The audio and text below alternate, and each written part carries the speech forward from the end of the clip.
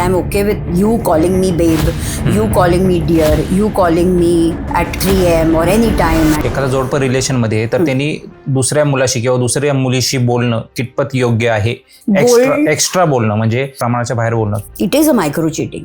तुम्ही एंटरटेन करताय, तुम्ही सिग्नल देताय की I am okay with you calling me babe, you calling me dear, you calling me at 3 AM or any time. आणि खूप जास्त तुझं म्हणजे मी आहे, माझा खांदा रेडी आहे तुझ्या रडण्यासाठी किंवा तुझं काही शेअर करण्यासाठी. हा सिग्नल देणं रॉंग आहे असं.